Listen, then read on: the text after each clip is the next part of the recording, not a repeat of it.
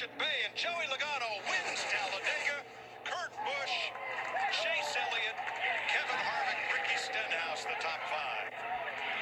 That 22 car won second and two stages. Awesome job, Joey. We got us a win at Talledega. Awesome job.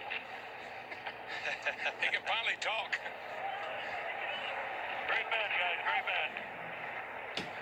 His last win was a year ago at Richmond, and a penalty took away the benefits of that win for making the playoffs. Hey, what is going on, guys? It's your boy Super Arthur here, and welcome back to another video where today we are doing a review on the 2018 Talledega Spring Race, the Geico 500 or 400, whichever one it is, I forget. But this race was actually I'd say okay. It wasn't great, but it wasn't bad. Well, no, not okay. It wasn't okay, but it wasn't good.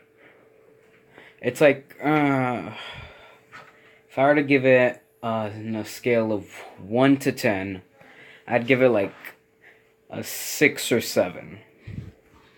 Usually plate tracks would be like 8, 9, or 10, like Daytona. I was expecting something a little bit more like Daytona, like lots of more action, lots more crashes, because you always expect that from the plate tracks, but it didn't happen.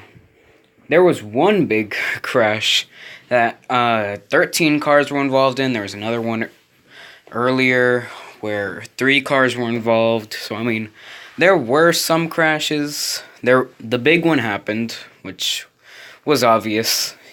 If there was a race without a big one, I would have just...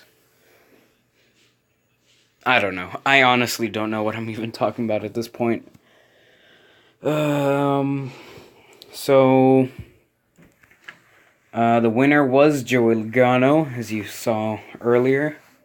And, I mean, he did a good job of staying there. I mean, like the drivers were saying, like in their post-race interviews and stuff, they were being too patient and they weren't working together. They were all just trying to get up front, but not actually pass. They were trying to get as close as they can, but not pass. And Chase Elliott was saying they were being way too patient. And he was like the only Chevy up here, you can see right there. He was in like a Ford sandwich. He was just like trapped. There was nothing he could do because the Fords aren't going to work with him. All the Fords want to do is they want a Ford to win. They don't want anyone else to win. The only way they're going to work together is if it's the last lap, and that's it. Like, where was the closest Chevy? Bowman, he was trapped behind Reagan, and Newman was trapped behind Amarola. And you have Kyle Busch and stuff like that. Suarez, Jimmy. No, wait, were there any Toyotas in the top 10? I don't think there was. I think someone beat Kyle Busch. I'm not sure. But, yeah. Not much else to say. My driver, Chase Elliott, did really, like, it was an up and down day for him. Like, he had to start from 5th spot in qualifying. He had to go to the back of the pack for unapproved tire change. He fought his way up, I missed the first part of the race, but I know he, like, gained a lot of spots. But, I mean, it was all due to the pits, and then he ended up cycling out 15th in the pits, and 13th or something like that when pit stops cycled. When the pit stops cycled all out, he was like top 15. Then stage 2, what was he in stage 2? I think he got like, he got 11th in stage 2. Like, he just kept on getting like violations on pit road and everything. The only thing he didn't do was speed on pit road. But yeah, he had a really up and down day, but so you can see right here. Wait, actually I'm going to put it back a little bit more. So you see here, Looks like he's probably just going to get 6th place, right? Then Amarola nudges him. He has momentum. He goes right in between Stenhouse and Harvick, and he'll take 3rd. One more lap. One more lap, and I think he could have done it, or at least someone else. Like Harvick or Kurt. Probably Kurt, Stenhouse, or Elliott would have won if there was one more lap. Just one more. One more. Benedetto and DJ Kennington got top 20s. Bubba got a top 20. Ty Dillon got a top 20. Chris Buescher got a top 15. David Reagan almost got a top 5. He got a top 10. 6th place. And everything else is pretty normal-ish. I mean, wait, was Casey Kane over there? I'm not sure. Yes, scale of 1 to 10, 6 or 7. I'll give it a 7. And what race is next? Dover? Remember what happened last time we were at Dover? Not the spring race. Well, actually, we'll look at the spring race and the fall race. Ready? Go. Is today's Sunoco fueling victory. And look at some of the drivers that finished in the top 10 behind them. 4th for Newman, 5th for Elliott, 6th for Daniel Suarez. McMurray, Hamlin, Harvick, and Danica Patrick. Chase Elliott continues to hug right along the apron. But look at the 18. He's closed the gap.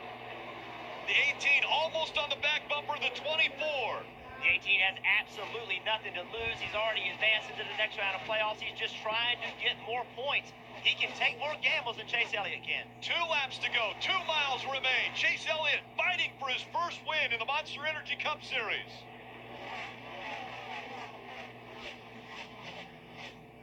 Here comes the 18 on the outside. Chase Elliott trying to hold on the bottom. The momentum on the high side. Kyle Busch is going to pass him for the lead.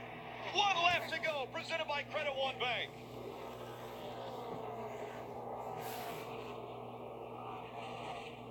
Kyle Busch, earlier in the race, had led 29 laps.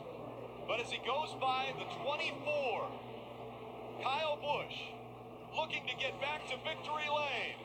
He makes his way out of turn 4. Kyle Busch is going to win at Dover. So basically, you see Jimmy and Chase right there ran good both times. Kyle Busch won, but that was just pure luck because Newman was being an idiot blocking. But anyway, so I'm predicting that either Jimmy or Chase win Dover. I would like to see Jimmy win, but I want to see Chase win more because he's my driver. Jimmy's my second favorite, but I know Jimmy hasn't won in a while and performed as good as he should. But I mean, Chase has to get that first win. And I'd love to see the reverse of what happens here. Chase Elliott passes Kyle Busch with 1 lap to go to win the race. That would be awesome. And if you guys enjoyed this video, please don't forget to like, comment, and subscribe. Stay super, and goodbye. I will see you all later.